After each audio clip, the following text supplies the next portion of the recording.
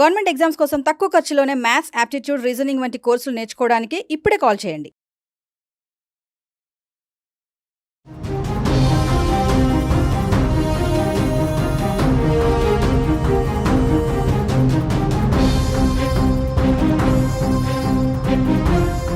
నమస్తే, welcome to our channel. ప్రస్తుతం మనతో పాటు ఉన్నారు అనలిస్ట్ రామకృష్ణ గారు. సార్తో మాట్లాడదాం. నమస్తే సార్. నమస్కారం అమ్మా.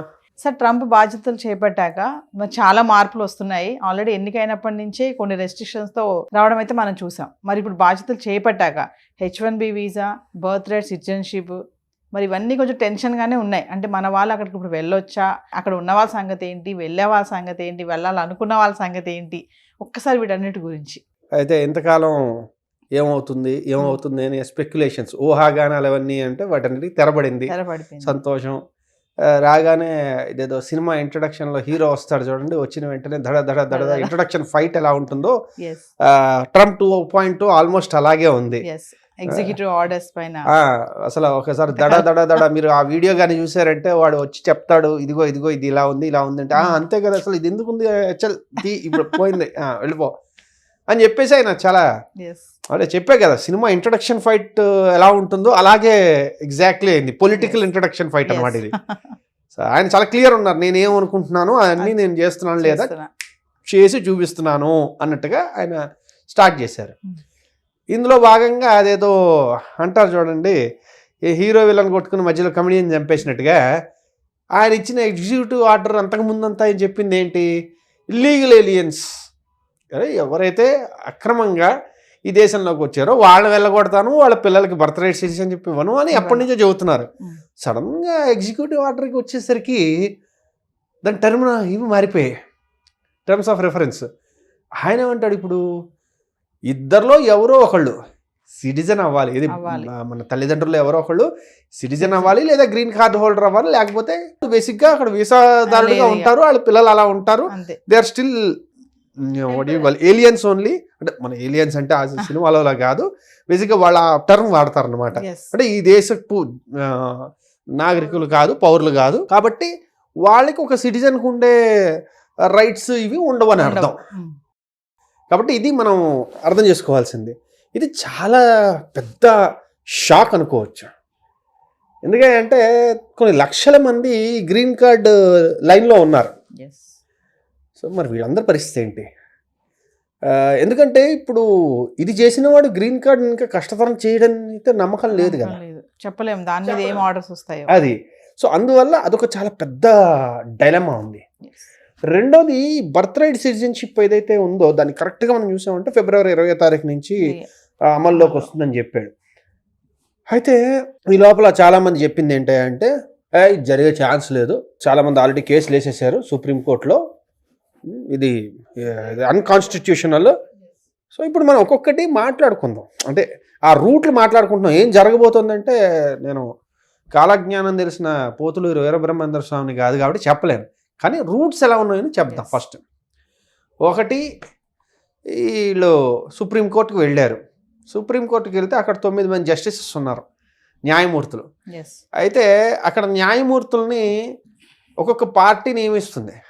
ఒక్కొక్క ప్రెసిడెంట్, పార్టీ అండంగా అంటే ఒక్కొక్క ప్రెసిడెంట్, రిపబ్లికన్ ప్రెసిడెంటా, డెమోక్రాటిక్ ప్రెసిడెంటా వాళ్ళు నియమిస్తారు. జనరల్గా వాళ్ళు కొంచెం ఆ పార్టీకి తగ్గట్టు అంటే ఆ ఆలోచన ధోరణికి కొంచెం సింపథెటిక్గా ఉంటారు.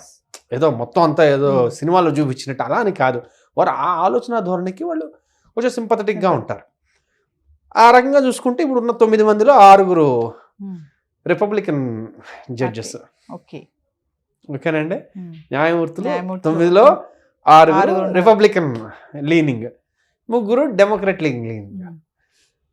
సరే వెళ్ళారు సుప్రీంకోర్టులో, వాళ్ళకే తీర్పు ఇచ్చారు. కరెక్టే, ఈయన ఇచ్చిన ఆర్డర్ కరెక్ట్ అన్నారు అనుకోండి, అంటే వాట్ ఎవర్ లీగల్ టెర్మినాలజీలో అయిపోయింది, ఇంక మనం ఇంకేం మాట్లాడక్కర్లేదు.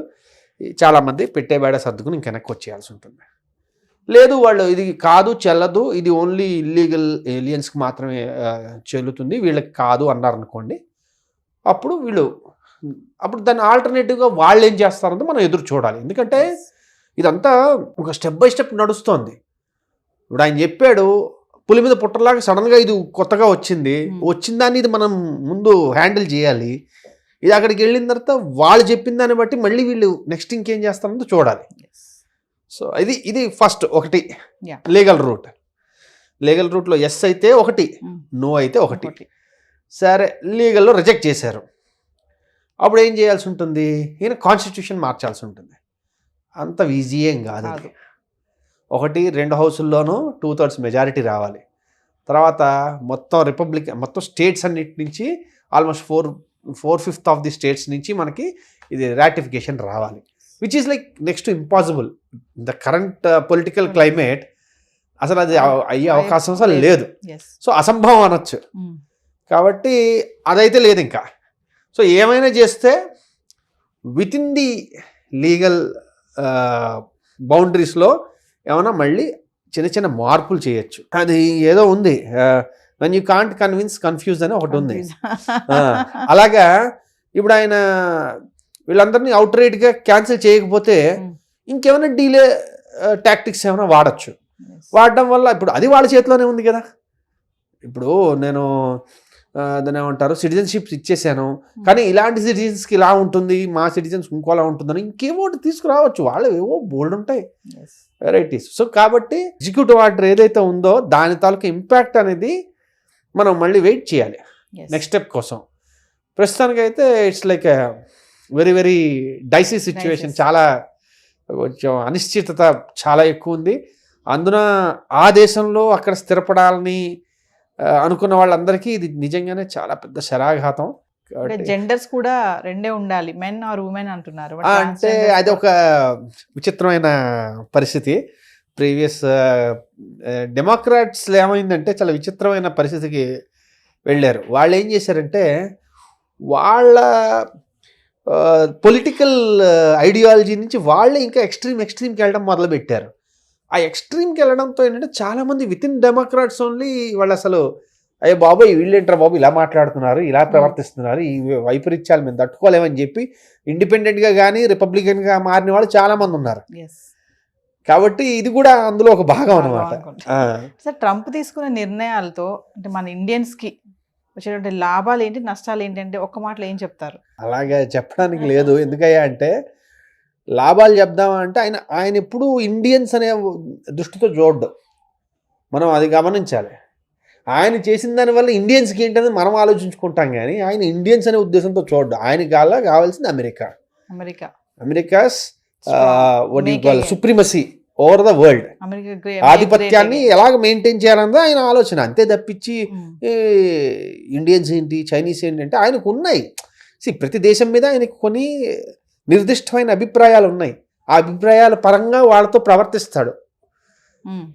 అందుకని మిగిలిన దేశాలను పట్టించుకోవడానికి చెప్పట్లా, కానీ ఆయన ఆలోచన ధోరణి ఎప్పుడు అమెరికా పరంగా ఉంటుంది. కాబట్టి ఆయన రాయి సిరితే మన మీద పడుతుందేమో అని మనం భయపడాలి తప్పించి ఆయన ఇండియన్స్ చూసి రాయి సిరడం అనుకోవడం తప్పు అంటున్నారు.